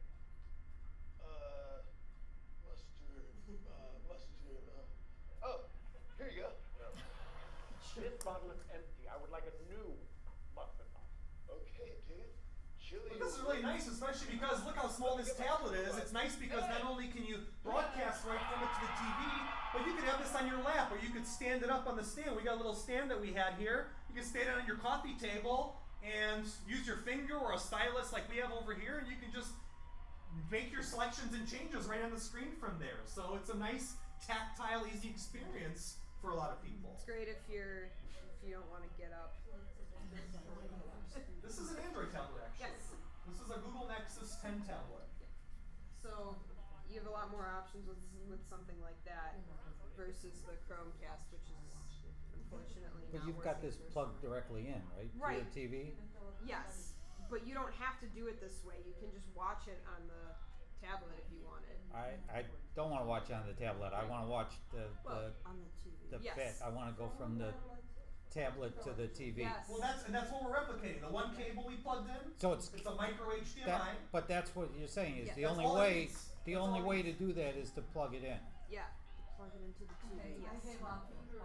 There's no wireless method. I can't use Chrome- Chromecast to get to that, You can or go through Roku to. you can broadcast get that this on. if Chromecast was working, we'd be able to show you that you can broadcast this screen wirelessly. You would not have to have the wire and the special port Okay. to broadcast it to your TV. But not Roku. I don't No, Roku believe you so. have to plug into your TV. Okay. Yes. I mean, ESPN3 for basketball. That's what I'm looking for. Okay. And so, This will give you that. This approach, probably But- the easiest approach to give you that. but plugged in. Just plugged in. directly into Okay. the TV. Or you can get a Chromecast and use a That's- tablet plus the Chromecast plugged in. So remember, if you want to do wireless, you have to have something that is receiving that signal. Well, that's the Chromecast. Yeah, that's the deal. So- Okay. How are you gonna do with the others? With Apple, you would have to. We don't have that for demo here, but if you had an iPad, Apple offers the Apple TV. It's kind of like the Roku. It's a little hockey puck that you can buy. You have to have the receiving part, which is the Apple TV, and then your iPad tablet that you make your selections on. Do you have to pay for or no? For what? You just pay for You pay for the Apple TV, and you obviously pay for your Apple tablet. But after that, it's the same experience like we're showing now. Oh, So- I thought you have to pay more. You don't have to pay more, Just the unless you other- don't have the devices. Right. I mean, that's the only. And if you want to purchase other content, you'd obviously have to pay for that too. Oh yeah, they have some ads on, right? If you wanna see. Roku's its own, Apple's its own. Apple doesn't work They're with Roku. separate Yeah. entities. So And Apple's App Store is limited to the Apple TV and Apple devices, so you can't buy stuff on Apple App Store and have it go to the Android devices or Roku or Windows tablet. Apple's very locked down into an Apple ecosystem. So This may be a silly question, but the Yes. only thing that has a remote is the Roku option. the Amazon Fire Stick does as well. Okay. You can opt for your phone to use as a remote, but for a little bit extra for the Fire Stick, it's like $10 to get a remote. So Okay. it's not. Because that might not be a big deal to some people, Right. but I The like cable for the the tablet? remote. Oh, absolutely. Like it's called a to be able to micro change HDMI, the Yeah. channel. So another very viable option. but not regular. Here, let me show you really Yeah, quick. go ahead, because I'm going to use this. Okay, So that's fine. you can use your computer or your And laptop. I'm gonna say, your tablet has to have this port. Not all tablets So have you this have port, so I full don't need access go to your buy this mouse and before checking. keyboard when you're using this, but if you want to leave it like right next to your TV, that might be an issue. So, but the thing is, you already have this, and if your computer supports HDMI, like this, well, we're using a different connection, but I believe this one supports HDMI somewhere. We're just not using it right now. But you can connect it in to your TV. Do you have a question? No, Oh. I'm just trying to follow Of you. course. It's a different So, tablet, but you can do that. You have access to every website, so you can go on Hulu, you can go on Netflix, you can go on Amazon, you can go on all of them at the same time. If you were to leave that next to your TV, the only other option you can do is go with a wireless mouse. Right, or you can get up and try and change it off of that. I've done it before because I just had my laptop with me and connected it to my TV, and without the wireless mouse and keyboard, it was kind of annoying, but it's definitely an option because those combinations are like $30 to $50 depending on how much you want to spend, but you can use older hardware with this, so you don't have to have a high-end gaming laptop just to stream to your TV, but it does have to support the connections on your TV. And you can also use the internet, so if you want to sit on your couch and browse the internet off of a huge screen, you can do that too. But in terms of streaming, it works great as well. We do that with my kids, Right. the tablet, the TV for Skype. Yeah. And we connect for Skype so that grandma can, they can all see grandma at the same time. Now, to do this, you just need the one HDMI cable from the TV to the laptop? Yes. Okay. As long as your computer supports it. Sometimes there's another port which looks very similar to HDMI, so I would just be careful that you don't accidentally plug it into that one. In some of the laptops, actually, we helped someone set up a laptop to TV situation about 2 months ago, and we were restricted to using the older style computer monitor connection, but his TV had it, so we just did it. He used his laptop that he had. We ran a long 25-foot cable to his little desk where he watches his TV, puts his laptop there, and he watches everything. The one caveat about doing it the old school approach with this cable is that you have to run your audio over the microphone or the headphone jack. This cable doesn't pull audio for you, so you have two cables you gotta run for yourself. Some of these cables, if you need to go this route, come with the integrated audio where it like builds it into the cable sheath, so it'll give you the audio plug and the video plug, and then the other end you get the same thing and you can plug in on both sides. It's fairly simple if your computer or laptop supports it, and if you don't really want to go out and purchase a special Roku, or if you don't want to use your tablet and you want that bigger screen experience, I would say there's fewer things that you would need to get. Yeah. If you already have a computer with either of those port options, the computer is the cheapest, probably the cheapest good experience you can get. Right. So. Because Now, do you know if like Roku and those things are on the verge of having where you could have a Roku app, or are they always going to remain?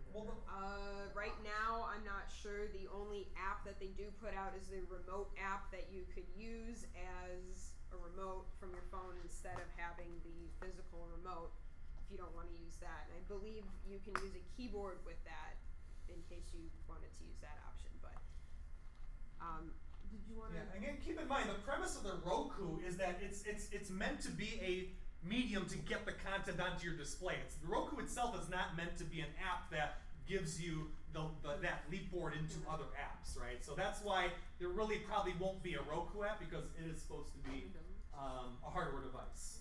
Yeah, let's launch Sling. So Sling is that TV service I was telling everyone about where you can go to the internet, and we'll see if it works this time. It was a little sluggish earlier today, but there's our channel selection, and we can pick any of them and see if it'll play. Give it a moment to buffer, and it should come up.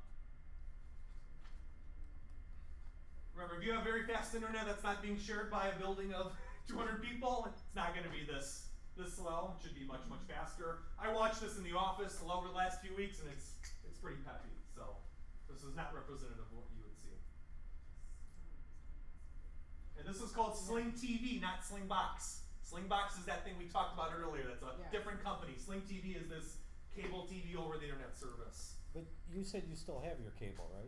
No, that was I still have my cable, yes. So why would you use this instead of? I don't use this.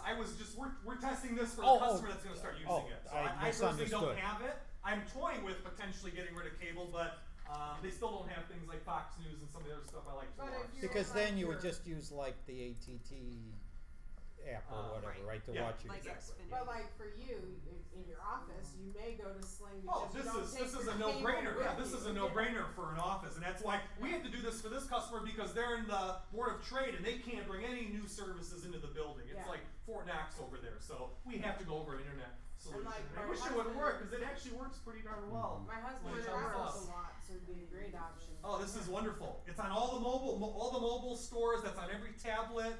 You can watch off the app on the computer, obviously. Xbox has it as well, so it's on almost every kind of device you can get. So this is as close as you get to getting cable a la carte, so to speak. This is one of the options. The other one is that PlayStation View. I'd say that one has more of the pie. If you don't have a PlayStation, this is as close as you're going to get to that. That same kind of experience of going to the TV or tablet, just flicking through those channels to watch what it is. So I think the internet's just acting a little too slow. Yeah, I would say that the internet's definitely. But it does work. I was watching CNN days at a time on this thing. So. But it does. It pretty much, you can switch to your channels. Your video feed shows up. You can go full screen, and you pretty much have a TV feed right on your tablet or computer or whatever. And if you were making the choice, this would be the best option for like watching sports and stuff, then, right? This has, I believe, you can get the sports package as ESPN2, ESPNU. I didn't know about ESPN3. Someone was talking about ESPN3 over here. May or may not have it. Go on their website. They have quite a few options, but you don't get Fox Sports on there. You don't get NBC Sports. Big for me. I can't watch Blackhawks on this, for example. So there's a lot of things that it just doesn't We're have, big unfortunately. hockey fans, like we have NHL. Yeah, you wouldn't survive on something like this, unfortunately. No. Great. So when the internet is nice and smooth, Well, at least you can see the channels right. coming up. You can see what's playing already, And this is just the basic package. They got no add-ons for their subscription. This is the basic $20 package, and these are the channels. You know, they have access to. I think it's like 25. I forgot. Does this show the commercials on it? What's that? The Yeah. So when you're streaming something, does it show the commercials? I believe yes. Okay. Same commercials like you see on regular TV. I mean, it's the TV feed. I mean, that's the commercial from the channel. So you don't get around that. And you can opt out of the commercial. No. Can you fast forward? No? Cannot fast Well, forward. that No. is kinda. It's the live channel. I mean, it's what you see on a regular TV. There's no fast forwarding of it unless you recorded it with a TiVo or a set-top box of some sort. But this is just like if you're watching just live TV on your television. So I apologize. I wish it would have worked. It's pretty cool, but Okay, go on. yeah, that's all.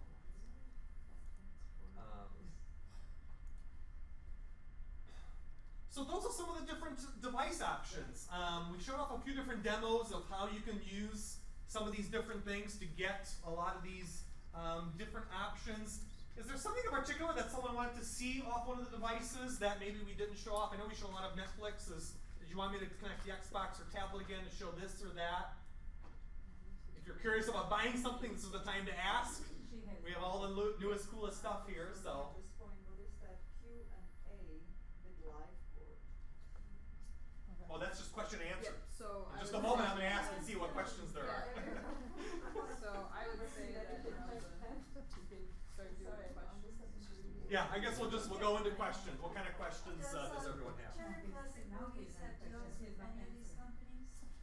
Off the top of my head, I don't know. I wouldn't be able to tell you. Okay. I really wouldn't be able to tell you. You might have to do some research on the individual services or use that guide that was on there to see which one has that And contract. how much is that cord if you need to buy one that's a micro to the regular HDMI? Is it like? I think that cost us on Amazon $12, something like that. So it's under $12, $13. $20. I'm not go to Best Buy for it. Go to Amazon. Definitely check out the online retailers. Okay. They're all pretty much. Yeah, and just in general, in case you didn't know, I mean, I have no love lost for Best Buy, of course, but cables are the one thing that the big box stores always overcharge on, like 50, 60, 70% premium. That's where they make their money at. So don't buy your cords at the local stores. This sounds funny, but one of the best places sometimes to buy cables, like if you're traveling, is at a truck stop. Because, and they have cheap prices on them, they supply them because the truckers use a lot of these options for their TV options. And we have found some of the best cables for like $5 and like super cheap. Good tip, thank you. Yeah, I just wanted to ask one other thing. I have both Dish Network and I also have my internet with AT&T and I have both an Ethernet and I also have the mobile Wi-Fi. So now I've got like these competing services in the same house. What do I choose for my connection? And will any of these services compete against each other if I'm using a signal? Erica, you want to take the? I would say that if you so you're saying you have like a little hotspot provider and you have AT&T's internet? I have Dish Network, satellite. TV.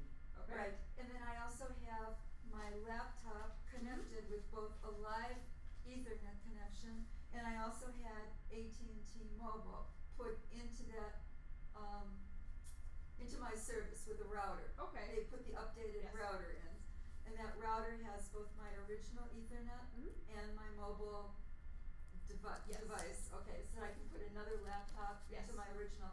So now let's just say I want to connect with one of these many services. And are any of these services going to compete against each other, or which is my best selection for starting to hook up? Should I look more to the AT&T because it's more versatile?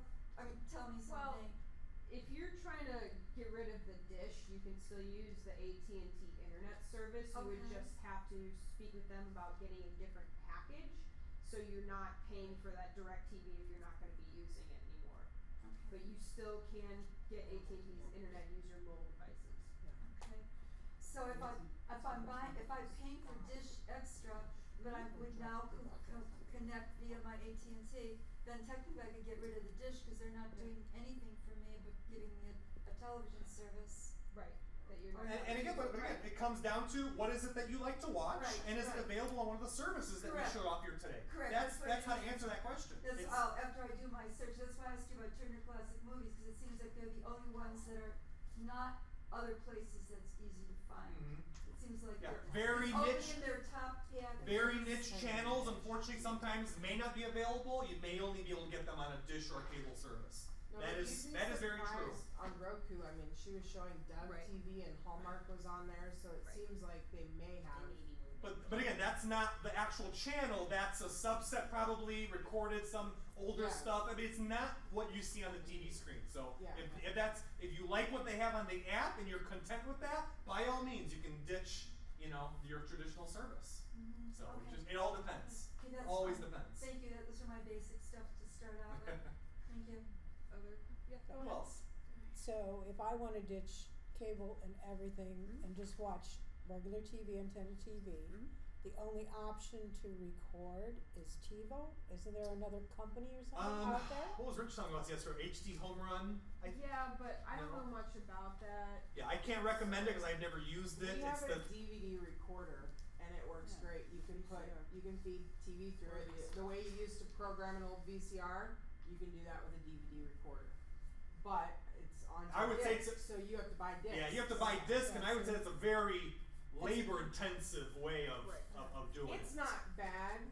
But that's, If that's you have limited it, to but time. If you want Another- the easiest approach to recording, I think TiVo's still the king on I that. would say if Yeah. the show that you want to watch is offered on Netflix or Hulu, that's probably your best bet, so you can go back and watch it whenever you want and stream it. So if you like House of Cards, well, that's only on Netflix. Well, that's true, if I Right. wanna wait the 3 days to watch it as opposed to watch it when I get home Right. in the evening before everybody else tells me about it, so Netflix Spoilers. is right, Netflix is not for that particular Right. purpose. Right. So if you care about that instant TV and you wanna be up to speed on everything as it comes out, some services will not offer that option. And TiVo is an actual service also, you buy the box, but you have to buy a service with it, Correct. and you can only record one show Wait, at a which time. service are we talking about? Were you talking TiVo. about- TiVo. TiVo you can buy as a subscription for the service. I think it's like $9 a month for the service, or you can just buy it outright, a lifetime license. That's what I've always done for my mom and myself. It's decently expensive. It's like edging on $350, $400, but you are entitled to the service for as long as the device is alive. And it only records one program at a time though? Not true. The Okay. most boxes, the lowest on TiVo now I think does 2 at a time. Okay. Highest end one I think does 6 at a time. Wow. So it's pretty beefy. I have one. I have the model we use at our condo is a four at once. We can record 4 things. Watch 3, watch 1, record 3, or record 4 at once. So TiVo mirrors what DVR does, pretty much. TiVo is DVR. TiVo is a DVR platform. Yes, but for whatever you have. But for your own HD antenna or a cable or a dish service. TiVo's the only multi-service DVR platform. That's why I like it, because it doesn't tie you down to that monthly rental fee from a provider, or using the cruddy interface that some So of those even if boxes you wanted, have. like Xfinity offers this $3 box that doesn't have DVR option, you could. I would say find- ditch that. Don't even do it. Ask Comcast for a cable card and get a TiVo instead. Cable card is what you need to decrypt the signal from cable, Yeah. and it just sticks into your TiVo in the back, and you get access to any channel that's on your cable package. And then you So dump your boxes all you together. get rid of your boxes and use the nice Which TiVo box. cuts a $10. I mean, it's like $7 per box per room, right? Yeah, I mean, you gotta factor in your TiVo cost, whether you're gonna buy outright or just buy the subscription on that. So it's not entirely free, but it's a different way to look But at the it. So. contracts are less if you don't have boxes. Like I found that out. Families with more set-top boxes from their cable company, that TiVo is easy way to save when you have a lot of set-top boxes originally. But I found out when we were, it's just an FYI thing, but when I was cutting boxes with my cable company, Yeah. I found out from them that that's one of the big reasons they lock you into these longer contracts. Yeah. Because it's paying for those boxes. So if you Just don't like your have phone all from your those phone company, boxes, it's no different. if you have less boxes, they offer you less time in your contracts. Like when I cut my Yeah. certain boxes and I went down to one, Yeah. now we only have a 1-year contract versus we were in a 2-year before. It's true. It's no different than you subsidizing your phone to the phone company. Yeah. It's the same deal. So Pay TiVo- less now or pay more over the long haul. Yeah, so being able to go that route might even save me more, but keeping cable but cutting some costs. And again, that's why some people might have to look at this from a hybrid perspective. I'm a hybrid user. I can't do full-blown cutting it off completely. So that's why I wanted to show you everything that's out there and then what you can and can't get with what direction you're looking to head. So, any other questions? Yes? That's fine. Okay. Really strong internet only? Where do you live? What area?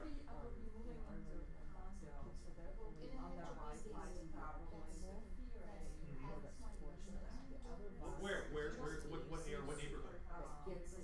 Des Plaines? So you're gonna have access to probably Comcast and Wide Open West and AT&T? You can still keep the phone with AT&T. I would recommend looking at a cable provider though, Comcast and Wide Open West. Cable's always gonna be better than an AT&T internet service. What was it? Wow. The other one is Wow, Wide Open West. They're a new provider. They just started a few years ago, but they're very cost competitive against Comcast. I use Wow. I like Wow a lot. So, Huawei. WOWWAY.com. Huawei.com. They're not available in the Niles area, are they? What was that? Is Wow. Wide Open West available in this I area? don't know. I don't think they were when I looked at them last. Do you know? Norton Grove, they are not. They are not. They are in some areas. Park Ridge, where I live, they are. Des Plaines, I know for a fact they are. They are very quickly expanding out to other areas. It just depends on the cities giving them the licensing agreement to go in. Oh, okay, and they are City of competitive? Chicago, not yet. They're also very tough in Chicago. Okay, So. they're competitive. RCN is an option for Chicago. They don't really offer it out in the suburbs though. Well, Dish is only for TV service. Dish is not an internet provider. So if I'm doing keep a that in laptop mind. to TV, Yeah. I plug the Chromecast into the TV? Yes. Okay. And then you can broadcast from it. Okay. So Any I only other need one, right? Questions? I don't need Few more minutes of questions and then we're I gonna don't come need out for one the on the raffle. laptop and You just need Just- the app on the laptop. What the HDMI port looks like and what compared to the USB For the Roku to say for the what? For the Roku to the TV? You need to have some kind of internet coming into the Roku, so wireless from your house, or a hard wire, like we used a hard wire internet line to this, and then something to plug into the TV. And then this is what HDMI this is cable, what you pretty plug much. it into. So it needs to get And internet. then this is the USB where you plug it into. There's 3 separate items. What is your internet? Do you have a landline connection or do you have a hotspot? Do you have a landline? Okay. You should still be able to have Wi-Fi or wired internet. Did you want me to show you anything else? It just depends on your proximity to where your internet comes in the home. Okay, I was just curious. You probably have a wireless signal. Wireless is going to be at the most nearable and the easier bet. When you go through the setup for the Roku, I'm going to cut the recording off. If you want to hardwire it, if it's in the same room, you can hardwire it easily, but if it's not in the same room, you're going to want to do it over Wi-Fi. So the signal's broadcasting. When you do the setup on the Roku, then let me plug back in the Roku really quick, just so I can show you that. You plug it into the phone? Lot to look at. Or to the modem? Yeah. If you're hardwiring, it's going to plug into your router from AT&T. If you're doing the Wi-Fi, it's just capturing a wireless signal, so there's no plug that you need at that point. You just need a plug to plug into your actual TV connection. Let me see if I can bring this up really quick. Because they all look like they're round, they're not flat like computer cables. Most of the cables are round, yes, it's true. Again, it's all about the connector on the end. That's what differentiates all these things. So let's do a source search. Let's go back on Roku. And You know, we bought it at Walmart, all places, but it's just it's a flat. so again, the Roku experience you're seeing here, we've already gone through setup. Erica has already set this up in her home, so that's why it's not showing you that first time experience. But if you bought a Roku, it would have welcome screens, and it would say, connect yourself to a wired or wireless internet. We'll test your video signal. We'll test to make sure that we can broadcast or talk to the video services. It'll run through all those checks with you when you set it up. It's just not doing that now because we've already gone through that setup process. But it does have settings, and you can go on Wi-Fi if you wanted to. So right over here, we can choose wired or wireless. It knew we were on wired because I plugged in the hardwire. But if you wanted to force it on the Wi-Fi, we could do that through the setup wizard on here. It would ask you, hey, what's your network name? What's your password? We'll try to connect. If it's good, that's all you have to do. It's very simple. It's not very complicated. And then for this one, then you have to call the company itself and get something maybe upgraded, or? If you're using internet on a computer right now, more than likely your connection should work okay for it. Again, if it's a little bit slower, it might throttle back the quality a little bit. But for a lot of people, they don't care. They just want to watch the stuff. So if you don't care about the highest quality, you're probably not going to matter to you. Okay?